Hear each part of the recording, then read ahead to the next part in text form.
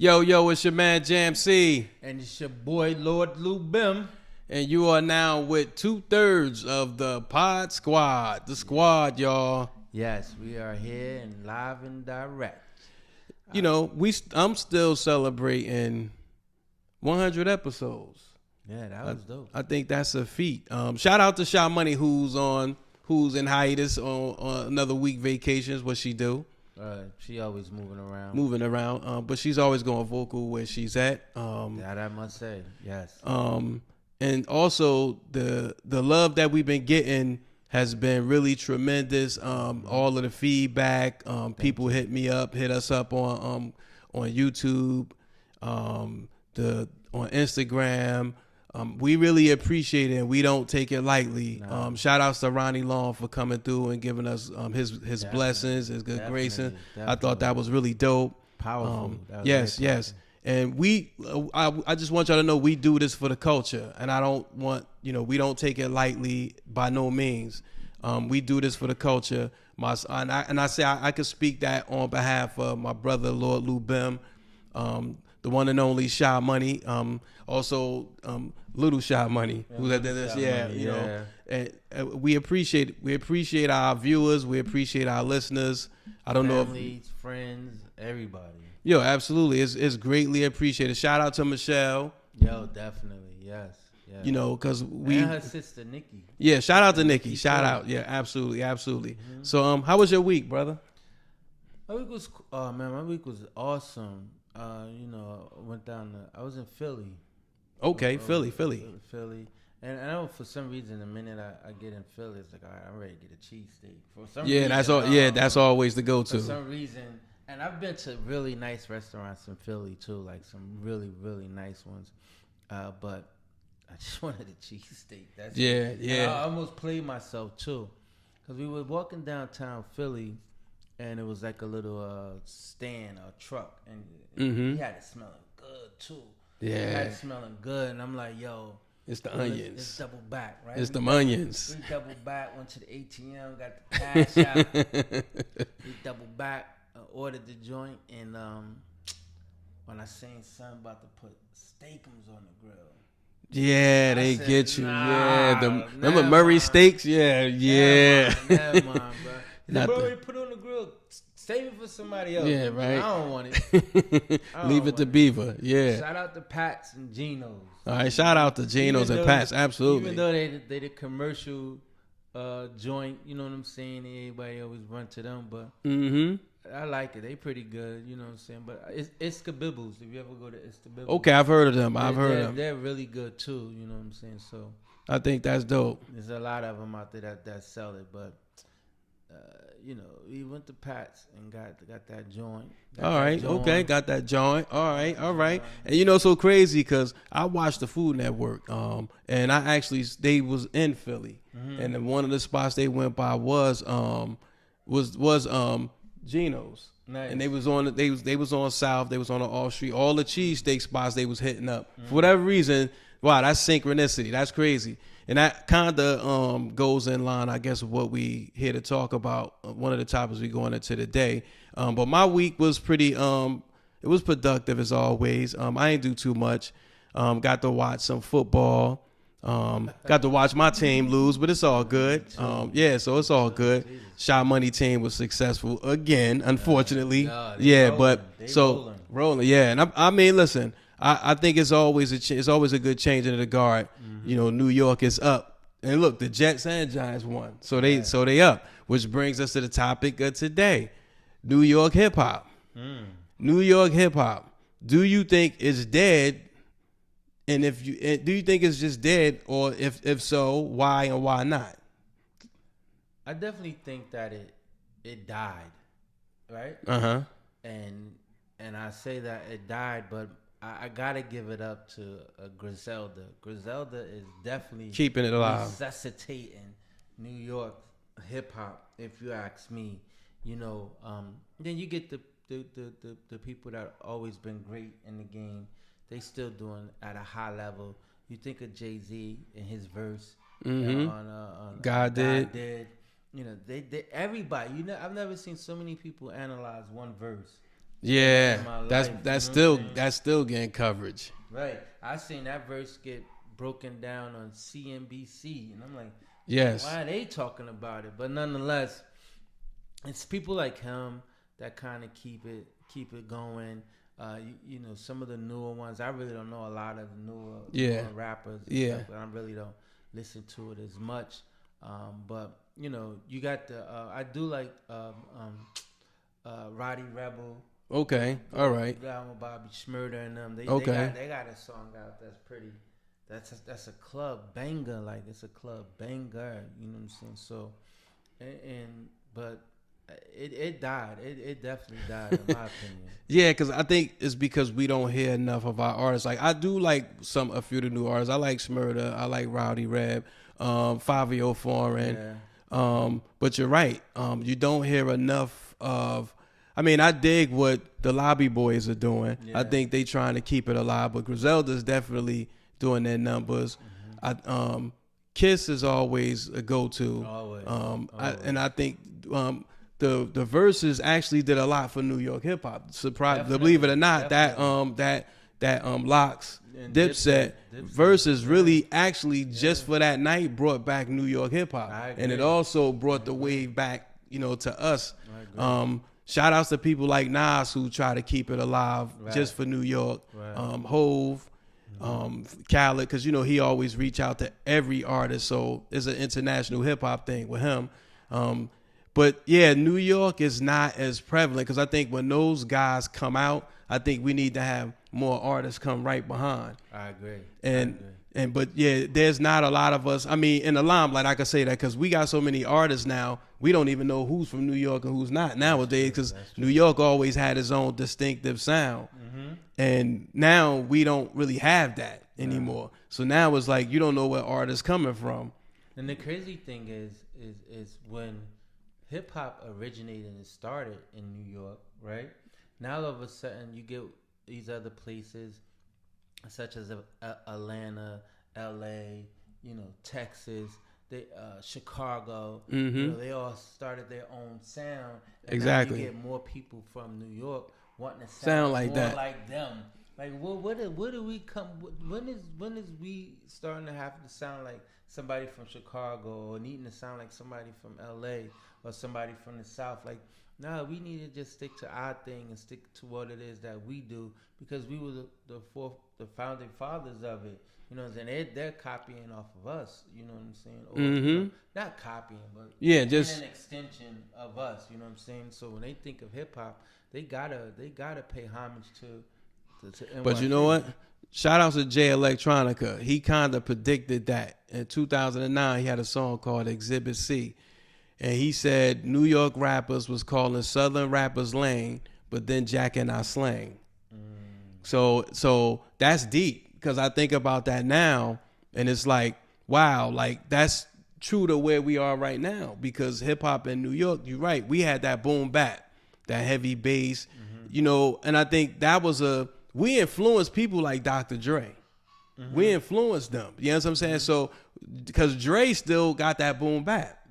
Probably Dr. Dre is the only one that has that. So, so when you listen to Dre, that's probably the closest thing you get to New York hip hop. And I know I probably take shots for saying that, but we really don't have, Busta Rhymes. If you listen to Busta now, he still has that. He is hip hop. Yes. You know what I'm saying? So, and he brings it wherever he goes. So we still feel that, like Method Man, Red and Meth. The older ones, man, the pioneers, They still rocking.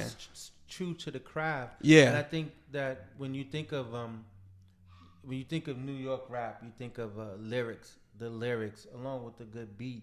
But then when you start taking it outside of New York, it became more of the melody and the beat driven. Because if you think of even some of Dr. Dre's biggest hits, they were all like samples of like some funkadelic stuff. Yes. And he was able to merge the beat into it, the 808 into it like that, and make it a hit. a hit. Yeah, definitely. I mean, You know what I'm saying? So I think he did good. And not to say that people from other areas aren't good lyricists, because Ice Cube is a good lyricist. He's dope. I think Scarface is a good lyricist. I think One of the best. Yes. Andre 3000. Yes. You know, think even Black Thought, even though they're Yes. Philly.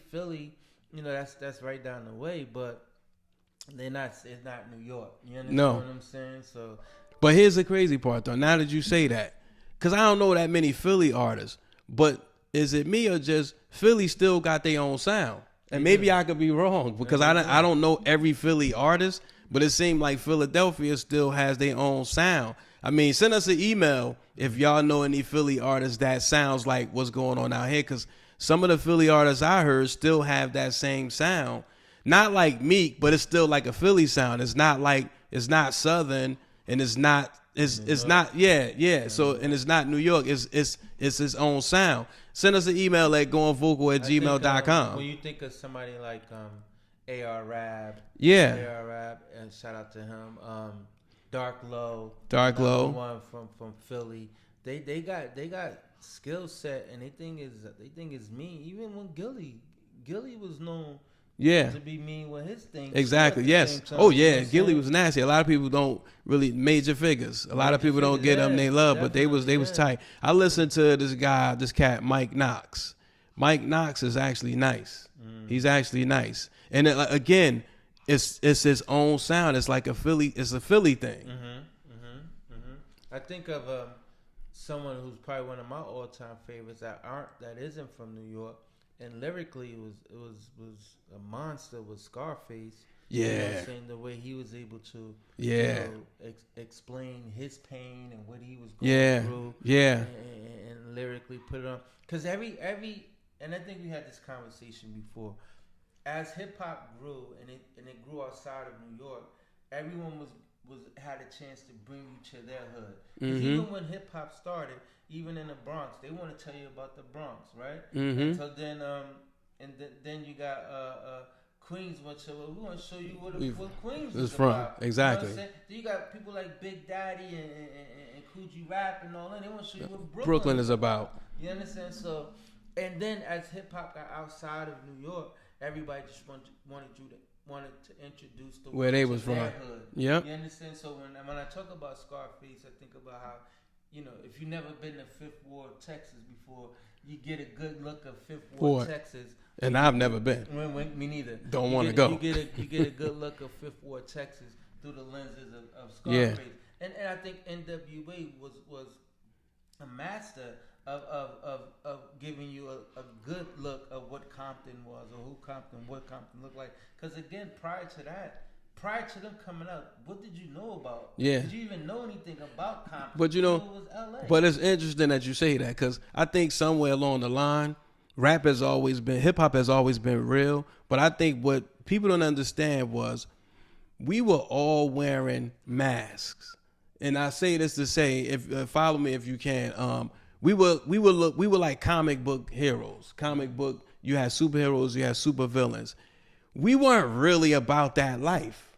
You know, it was for the nature of hip hop. Like NWA wasn't gangbangers, but they was portraying it was a costume.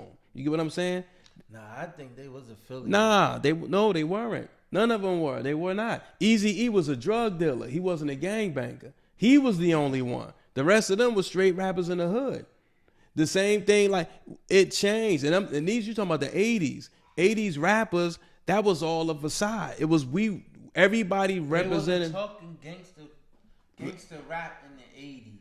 Exactly, but the thing is that's where they came from. The same way how we had bars. Rakim had I Ain't No Joke. Rakim was a poet by trade. He was a poet. He wrote poems and played jazz. But he was hard. Rakim was probably the only rapper that never cursed, but still got his point across with a tough exterior. You know what I'm saying? But he had no guns in his videos. With the exception of what was the shit they had where they was gangsters, Al Capone and them? Follow the leader. That was the only time. But for the most part, he was on the block. You thought Rakim sold drugs. Because that's the image that's what we grew up seeing, that players, drug dealers, things of that nature. That's a costume. But they didn't. But you figure back then when, I'm thinking as you're talking, right? And you think of the KRS-Ones, you think of the Public Enemies, and you think of EPMD. You know, they weren't. There wasn't gangster rap. They weren't talking all this shit. EPMD was.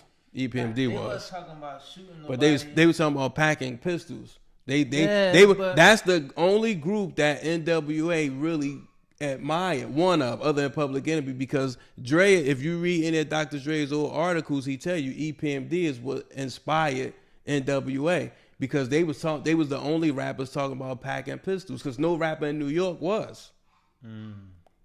I got a maul over that one, but they weren't talking gangster rap and all that stuff. They was the closest to it. I'll say that. Like how NWA. Oh no, NWA but that's came because NWA. crazy To your with it. point, NWA was. I guess it's you tired of hearing about how gangster New York is. We gangster, and we gonna show you how. We straight out of Compton. You get what I'm saying? Mm-hmm. Like how South Bronx.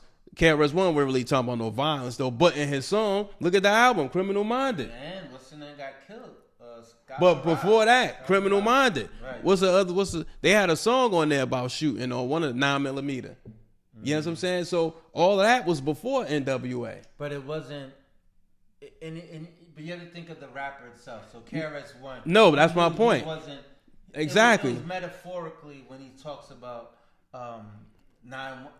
Yeah, absolutely. It was metaphorically. It wasn't. I'm going out and I got the strap on me or nothing like that. Yeah, you know yeah. What I'm saying? And then you think of like as it progressed, you get your Noris, and then you get your Mob Deeps, and then you get Yeah. Buckshot, Shorty, you like Black Moon and them. Yeah. Then you got Onyx. Right? And they was talking about throw your guns In the air. Yeah. Yeah. You know what I'm saying? They had a griminess and a grittiness to them. You know what I'm saying? That gave you a New York feel. Exactly. That's how a lot of that had transpired to me, and it resonated with me when I was a kid, because it had that New York feel to it. Yeah. You know what I'm saying? And not necessarily grimy. Like, matter of fact, today I was listening to the Symphony. Okay, yeah, with Kane and them, yeah, Craig G and them. And none of that was violent. None of it had a whole bunch of cursing in it. It was just lyrics on top of lyrics. You know what I'm saying?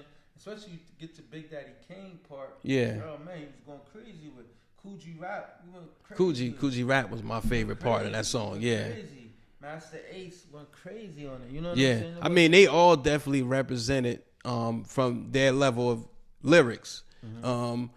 But like, where do you think the shift came in at? Did the shift start at Criss Cross? Nah. I'm telling you, the minute that, because who you think would be the first one that stepped on the scene outside of New York? It probably would have been NWA. Gotta be NWA. Yeah, NWA. Would have been the first kind of group outside. Then the of, DOC. Outside of New York. Yeah. Because then I don't even think Atlanta was bubbling at that time when NWA came out. I'm trying to think. Was it an Atlanta artist back then? I think they was bubbling like that. You know what I'm saying? You know what? I don't know. Yeah, at that time, it's hard to tell. NWA came out late 80s. 88, 80, yeah, 89, something like that. Yeah. Well, nobody in Atlanta doing nothing. Nah, like that.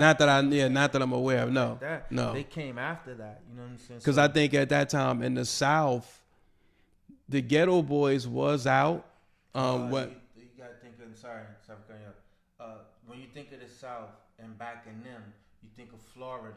Yeah, absolutely. Yeah, Luke Skywalker and them. Yeah, Luke and them. And what people may or may not know, if you do your fact checking, Rick Ross has always been in the forefront behind the scene, but with the artists like with Trina and them. If you look at any of their old albums, they sending him a shout out. If you look, I think he wrote for some of them, but they don't say because they keep that hush hush. But it was so crazy. I found the old video with him rapping to them same Miami beats. He got a video. He ain't got no face. He ain't got no hair on his face or nothing. He looked crazy. He looked butt naked in the face. But he been out like when Trina came out. Rick Ross was on the scene. If you listen to a lot of their old songs, they say his name. Cause you think, like I said, everybody just entered. Everybody, when they got their time to bring you into their hood, you couldn't tell me Trick Daddy was in Florida. Absolutely. Florida all day. When you get Trick Daddy, you know what I'm saying? Yeah, that's true. then you got other few like Daddy Yankee and all them, down there that they did what they did or whatever. But like I said, when you go into these other regions, even you move up a little bit, you go to St. Louis. Now you got Nelly and them out there doing their thing. They had their little wave. So now everybody get their turn. Everybody's getting their turn. And that's what it was back then. Like it was region for region, but we were all able to stand up and celebrate each other because you bought everybody record. You had mad variety. You had a lot of different variety. Like you could, if you felt New York at that time, you could get a Wu-Tang album. In New York alone, you could get a Wu-Tang. You could get Laws of the Underground. You get Naughty by Nature. You get just straight Method Man. You get straight just Redman. Then you can go down south and grab a Criss Cross or the Brat or any of them down there doing their numbers. Then you could go Midwest and get a Nelly album. Or at the time Crucial Conflict was out. Or you could go south and get the Ghetto Boys, Big Mike, Fat Pat. All of those guys and Lil Kiki. And then you could go out west and get Snoop Dogg, DJ Quick. Right. It was so much variety.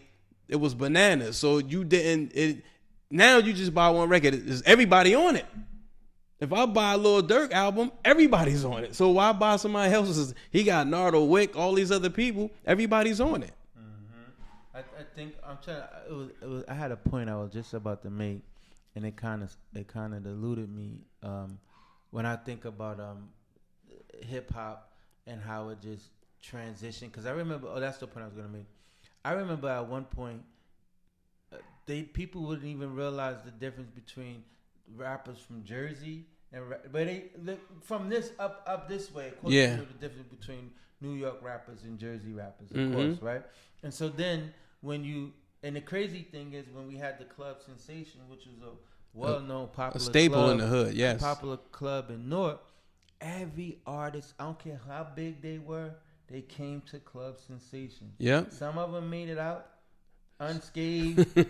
Some of them didn't. Some of them wasn't so lucky. No, not at all. Not at all. And we used to be. I remember being mesmerized watching the S1W on the stage when they had fake guns. Yeah. They had me mesmerized. Yeah. I can't speak for everybody else. They was militant. But, there was even a segregation between New York and New Jersey rappers. Absolutely. We didn't get Jersey rappers didn't get no respect. Not at all. Until they started hearing the bars. Once they started hearing the bars, they had to respect. They had to respect Reggie Noble.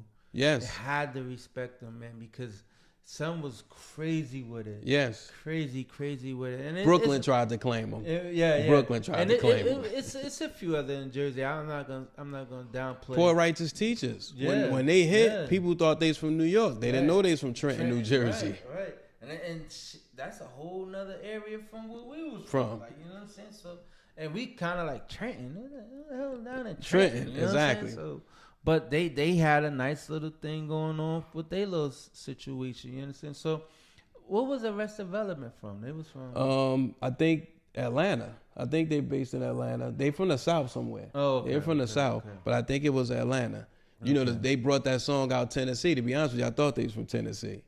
Yeah, think about that. Tennessee, Memphis, Project Patton, and what's my group? 8 Ball and MJG. Yeah. 3-6 Mafia. Right. All of those guys. Yeah. And then what was crazy, because back in the what was it, like in the 90s, like maybe late 90s, mid 90s, I started hearing remnants. Maybe early 2000, I started hearing remnants of Yo Gotti before he became who he is right now. And I said, and at this time, 8 Ball and them did a project with Puffy, with Diddy, and that album was out for a while because I went to a party in Memphis, and when you went to that party, you see all these flyers with Yo Gotti on it. That's how deep he was back then. We went down there. And you see the flyers. You remember that? Yeah. When you see the flyers of Yo Gotti, and I'm like, wow, you be wondering who the hell is Yo Gotti, and now you see where he at now. It's like, they killed me in that club. Yeah. I'm like, this is too much down south music for me. I can't take it. I can't take it. It was in some warehouse. Yeah, yeah. Shopping plaza that had a Club in it. Yes, yes. Oh man, I couldn't take it. Was too. We was deep in Memphis. Yes. Deep in Memphis. Yes. I don't know where we were, but we was somewhere deep we had no business being there. They probably didn't sell real alcohol. They probably was moonshine, straight hooch and shine. Yes. In this spot. Straight corn liquor. It was crowded. It was packed in there. Nothing but gold teeth and that's it. Hair. That's it. Oh, man. But I think like I'm just thinking, where did we lose? That's my, that's really the story. Where did we lose traction? I think when if I can speak, I'm not speaking for the whole reason why New York is gone, but if I can give my opinion on it, I think once it started getting outside of New York and these other areas started gaining traction and New York started losing it, New York was like, well, damn, we need to probably do what they doing. That could be true. And they kind of like trying to, now you're saying you get jokers trying to sound like down south. Like, what is y'all doing? Like, y'all bugging right now. Do you think it's because we stopped doing music for a period? Because, New York artists have always been known to get laxed. Like, we start making bread. Look, Rakim used to take maybe 5 years to put an album out. That was back in the 80s. So, like, were we that arrogant where if I was like double platinum or sold 4 million albums, I sit back for a while and wait and then be like, I could do another album about another 3 years. Maybe we'll live off this money. But I don't think it's because the label ain't gonna let you sit like that. Nah, the label don't have no control over that. You do for an album now. They could push you and press you. Yo, we need you in the studio. Mm-hmm. You working, but the thing is, with everybody selling records, they could hold your project because you sat on it for a minute. Mm-hmm. So they could hold you because like right now, when Lil Wayne was hot, nobody wasn't dropping because Wayne was hot. The story like Jay-Z told State Property and them, yo, the dude 50 Cent is coming up. When 50 came out, they put a hold on all the Rockefeller artists because they wanted to wait for him to die down. Mm-hmm. But that come from sitting. So like my thing is, did New York sleep on everybody else? Yeah, definitely. I think so. It was more of an arrogance. We started it. We built this. How dare y'all try to emulate what we're doing? It's fine. Y'all respect what y'all do. Y'all amazing artists of what y'all do. But we are Mount Rushmore of this whole thing. You understand what I'm saying? And you think, just think about it, bro. Think about it. And go back to, not Memphis, but just go a little bit before then when we were in Atlanta. Mm-hmm. And we were getting Jeezy mixtapes. Yeah. Jeezy was out. Yes. And then now we're hearing that Jeezy joint where Puffy was on it. Oh yeah. You know what I'm saying? Yeah. 5 o'clock. What's that? Them boys got work. Boys in the Hood. Yeah, Boys in the Hood. That was killer. Yeah. That joint was mean. Yeah, Mean. And so now it's like New York rappers or New York influencers have to go work with these jokers because these jokers is on they fire. mean yes. Fire. So yes. You gotta incorporate with them. You know what I'm saying? And then just think about even producers that weren't from New York. Look at Pharrell. Yeah, that's true. Look at Pharrell. That's Kanye true. Wasn't from New York at all. Now they want to work with people that from different areas. They open to it now, absolutely. And trying to, because they need that sound. They want that bubble. They don't want to lose they joint. You understand what I'm saying? Like, and that's where the labels is going, because labels going where it's hot. They like a label dude is like, okay, you want to sit over here? They bubbling in St. Louis. What about them St. Lunatics? So they gonna start grabbing who y'all know, because then they got Jermaine Dupri ended up getting Homeboy tipsy because he from out there too. So I think he from out that way too. And then Chingy, all these other people, they start Ludacris and them had him. So it's just like people start snatching people because it's like, yo, y'all gonna sit here like y'all nice with it. It's people nice all over. Musically, the music is changing and we missing out. And you had to think about it too. Back in the day when Joker wanted to get on doing some rap, they had to come to New York. Always. Right. You understand what I'm saying? And I know that there's something that DJ EFN, he always tease Nori like how y'all from New York. Yeah. Didn't always want to.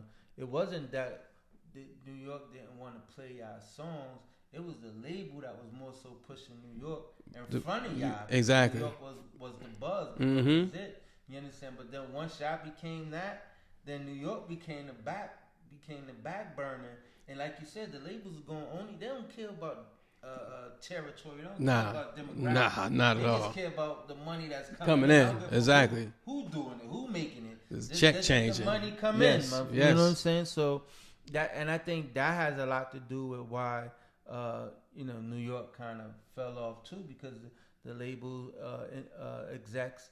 They were going wherever it's hot at. That's what we going. As they should have. Just to change those checks. Come out of Alaska. That's if you're nice with it and be getting bread. You the change of the culture. That's where they going with it. Think of it now. Think of the music industry now. All those Afro beats. Yeah. Mm-hmm. Tim's, Wizkid. Mm-hmm. You know saying all that. Like homegirl said she was going to the Wizkid. Oh, he nice too. Yeah. He having a concert in somewhere, I think in New York or something like that. Like Burna Boy and all of those. Yeah. And her husband's like, shit, you could see Wizkid right there on Flatbush. Like, you know what I'm saying? Like, okay, pay for those $200 ticket where you can see the nigga right on Flatbush. But yeah. You know what I'm saying? But it's just whatever is where it's hot at. But it's bubbling and it just. Could you imagine though, like if Afro beats became the thing? Could you imagine somebody from the South? No, but I'm saying, but when it gets to that point where it invades where we at, and then you start hearing South people from the South doing Afro beats. It's coming. Well, yeah, I know. I know. I got that. I got a whole playlist. I be listening to the Tim's. Yeah. Tim. Yeah, I got a whole playlist. All that joints be nice. But you're right. I think we took the culture for granted, and I think now with the 50th anniversary of hip hop coming up next year, it's gonna be this year. That's 49 this year. Oh, it's 50th is next year. So wow. with that coming up, it's gonna be interesting to see what happens next, because they right now they're fighting for the fight now is to take care of our elders who helped create the brand called hip hop, and from monetarily, which I think that's just due. But it's something that should have been in play. Absolutely, yeah, absolutely. And I think like a Social Security. Exactly, because without them, none of us would be here. I mean, as far as your lifestyle, everything, because they create. I know for me. Culturally. Exactly. For me, they're the reason why I'm who I am. I mean, as far as me being in the music industry for the period of time that I was, that made a difference in my life, which brought me full circle to where we are right now. And with our venture that we had back in the day too, it was because of them. Yeah. So, I always believe that we give back to our community that we come from, because they created us. They created what people are living off right now. I remember... I don't know what made me think about this. I thought about this today or yesterday, and I remember getting ready for school, getting ready for high school, and one of the first things you did when you got up in the morning was turn on the radio or push play on the tape and whatever song you had and whatever tape was in there, you just rock. And while you got dressed to get ready for school, you know what I'm saying? And I remember one time I was playing Jungle Brothers for a minute. I was banging them. That's right? my shit. Yeah, I was banging them, and I thought I said, times really haven't changed that much, because you got kids nowadays when they get up, they turn on the radio, start playing same shit. Playing music just ain't something that we ain't exactly. We ain't listening to. Exactly. But they're still playing the same thing. You know what I'm saying? There's drill music or whatever you want to call it. Whatever. Mm-hmm. They're doing the exact same thing. So hip hop is definitely a culture. Yes. You know what I'm saying? It's definitely a culture. People get up to music is something that's always. It's a feeling, Yes, it's an expression. It's definitely a vibe. Yes, you know what I'm saying, and you get it. Music can either. A lot of times, music can pull you out of a lot of stuff, man.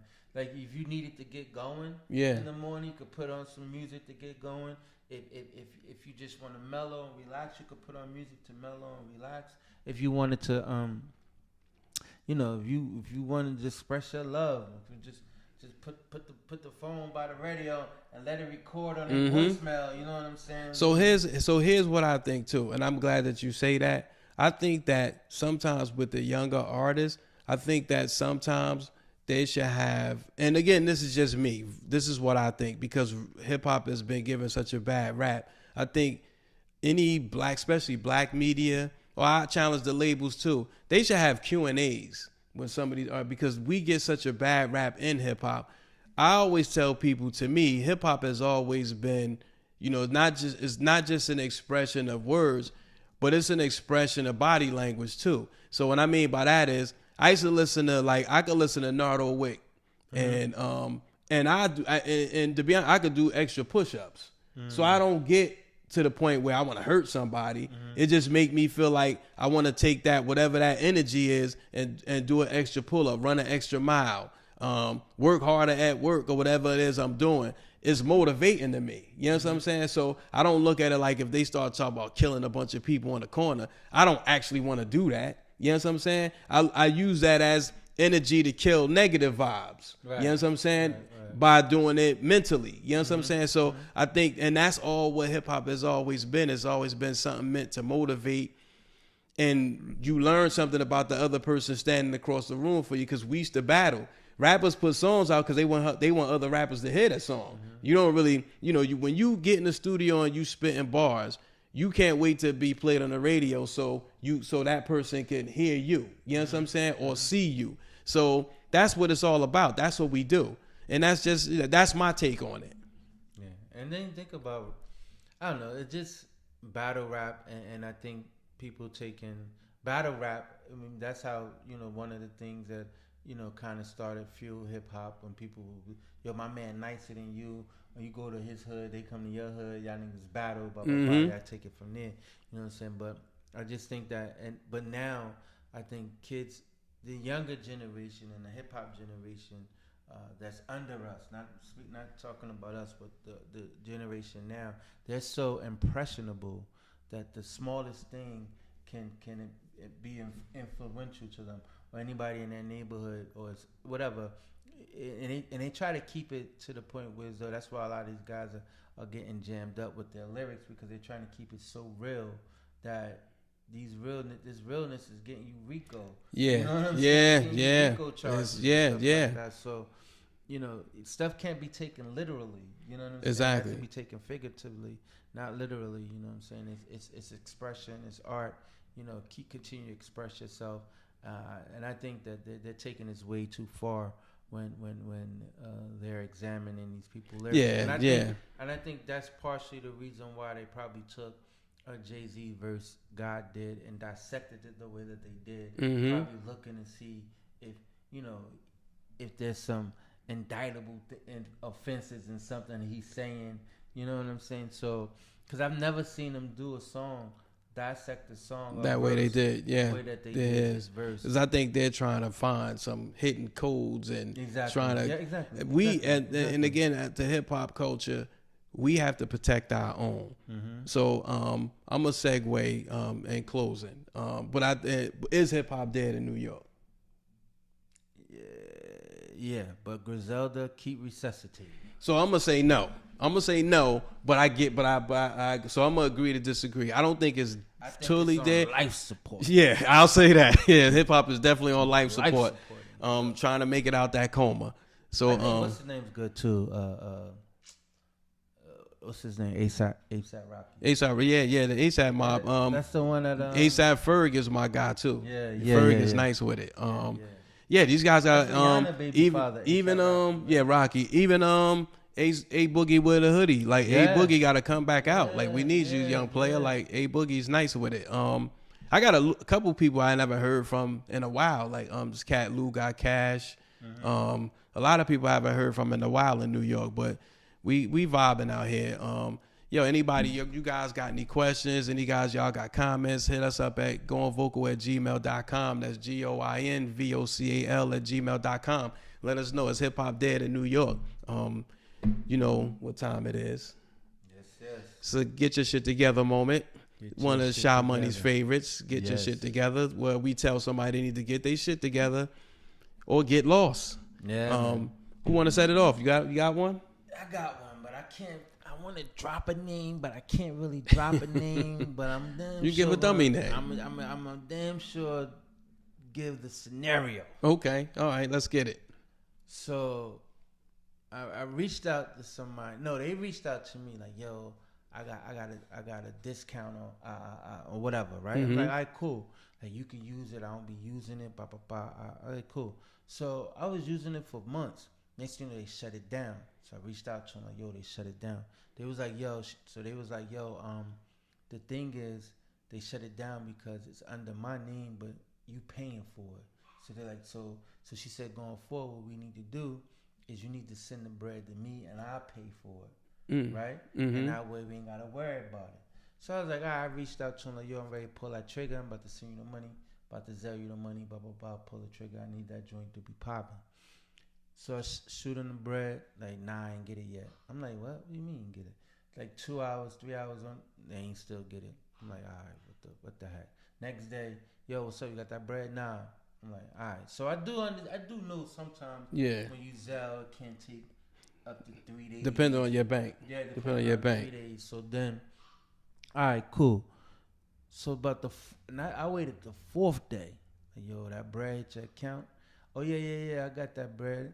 Now they like, I ain't sending you nothing. Like, oh, you bugging. You gonna give me that. You gonna give me all that. Yeah. Right? So then like, I'm gonna send it to you later, whatever. I'm busy right now. Cool, not a problem.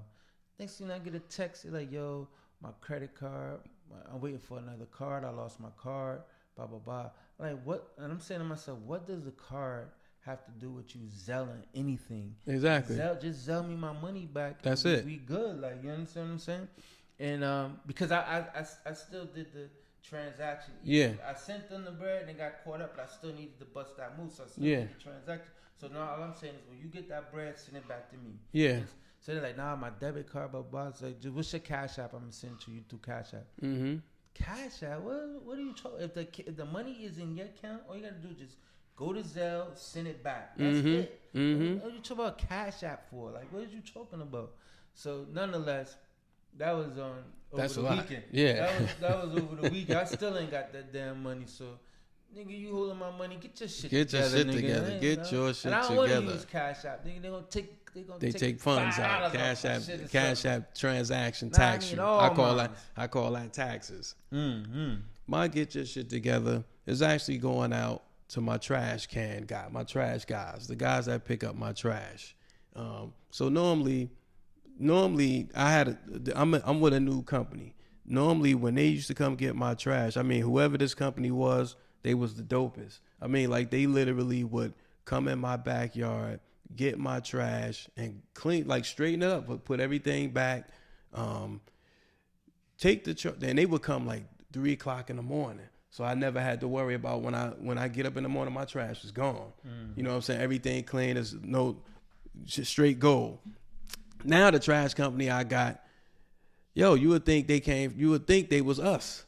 When I say these guys come at random times, and sometimes it'd be like, yo, and they block the driveway with the cans, they toss some shit. I'm like, yo, what the fuck? So they started coming like 7 o'clock in the morning, 7 turned to 9 turned to 10. Then that shit was like 12. I was like, yo, what the fuck? Like, yo, and it was ridiculous. Like, yo, you guys need to get your shit together. Or I need to get another sanitation department. Get your shit together. You could choose another one? Yeah, you can. In this town, you can. You could pick a variety of them. They actually were godfather them because the other company was going out of business. So they godfather me to them. And that's what I ain't really have a choice. So, yeah, but y'all got to get y'all shit together. And on that note, it's your man Jam-C. It's your boy Lord Lou-Bim. Shout out to Shy Money once again. What's good with you, homegirl? And you guys keep going vocal no matter what. Peace. Everybody tune into the Pod Squad now.